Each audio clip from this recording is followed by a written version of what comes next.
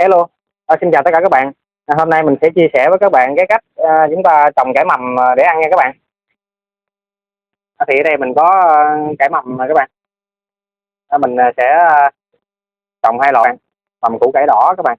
Còn đây là mầm củ cải trắng.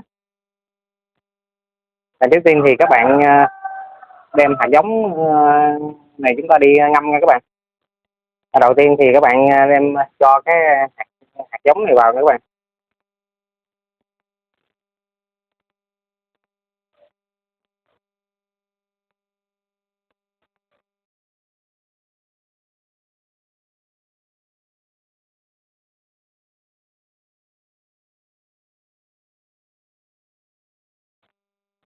Sau đó thì các bạn cho nước vào nha các bạn.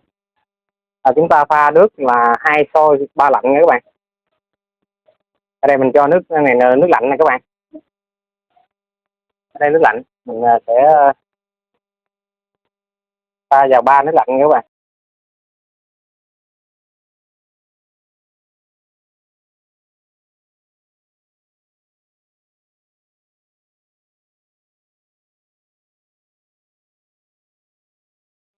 Ở đây mình cũng 3 nước lạnh.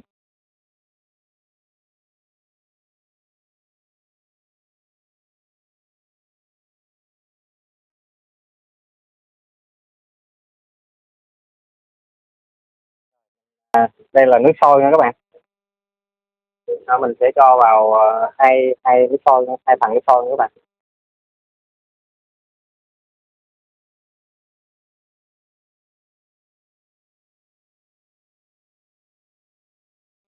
Ở bên đây cũng vậy các bạn.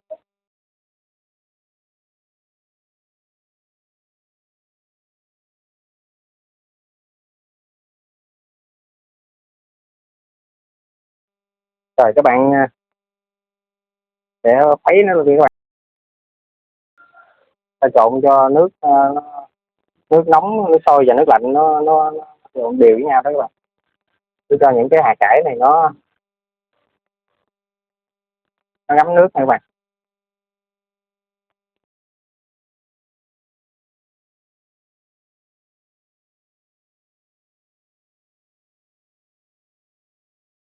Rồi các bạn ngâm như vậy khoảng từ 4 đến 6 tiếng nha các bạn. Và đây là hạt giống mình cũng đã ngâm được 4 tiếng rồi này các bạn. Bây giờ mình sẽ tiến hành vớt nó ra và đem đi ủ nha các bạn.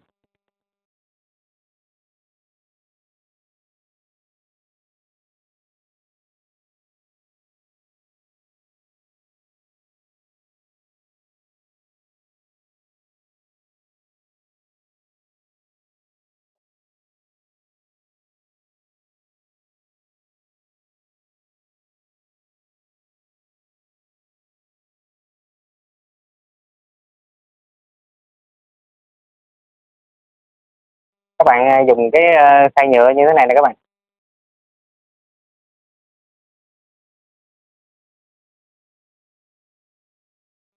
Ở phần dưới này là chứa nước nha các bạn. Còn phần trên này là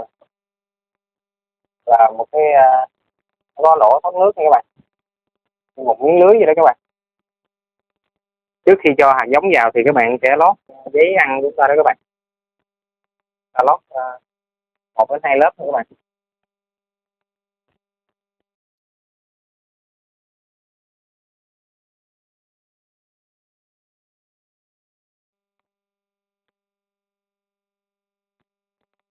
Sau đó các bạn xịt nước nha các bạn.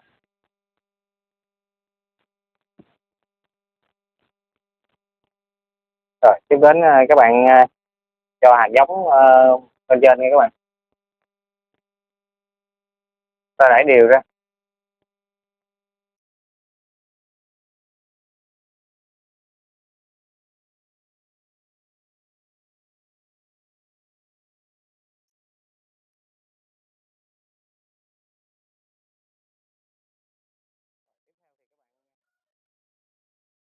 Tiếp tục là cho giấy ăn lên trên nha các bạn.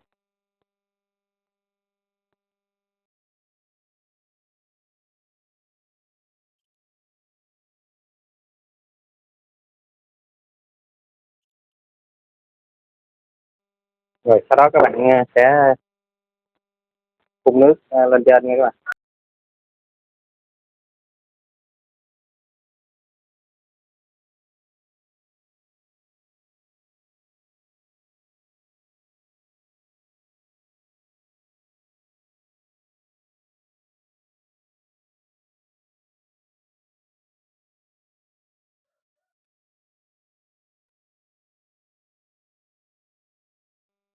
Rồi các bạn sẽ dùng cái nắp để chúng ta đậy lại nha các bạn.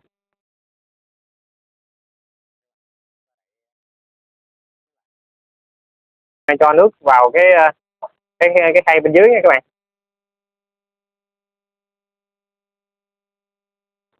để cho nước nó bốc hơi lên, nó tạo độ ẩm cho những cái hạt mầm đây nó phát triển nha các bạn. Hồi nãy mình làm hạt giống của cải đỏ, còn lại cái phần này là hạt giống mầm của cải trắng nha các bạn. Thì các bạn cũng làm tương tự như vậy, mình không quay video rất là mất thời gian của các bạn cứ làm tương tự như hồi nãy.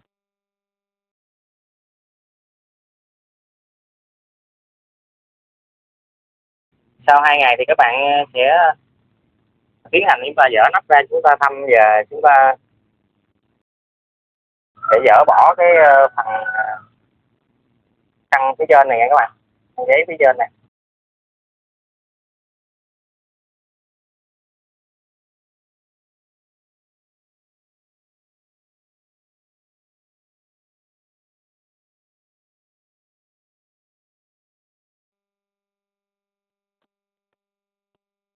Các bạn quan sát thấy là ở dưới cái phần khăn giấy chúng ta lót phía dưới này các bạn, nó rất là ẩm nha các bạn.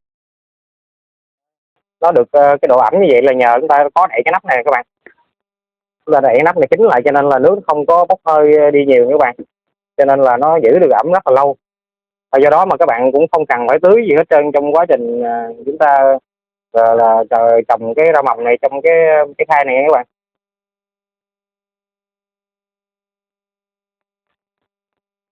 Và hôm nay chậu rau mầm của mình cũng đã được 4 ngày nè các bạn.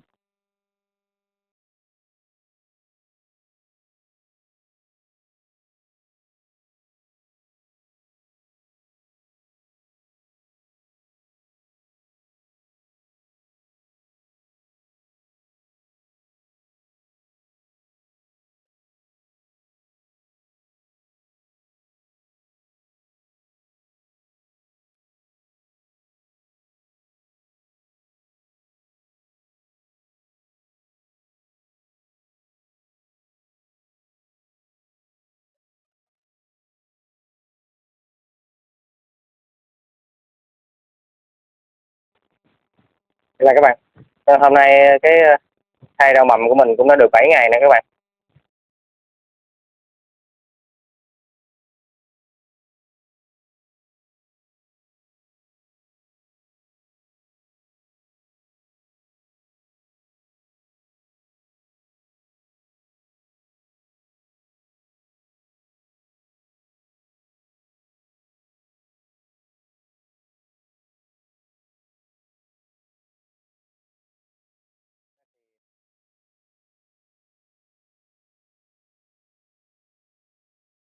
Thì lúc này các bạn có thể thu hoạch để chúng ta dùng được nha các bạn.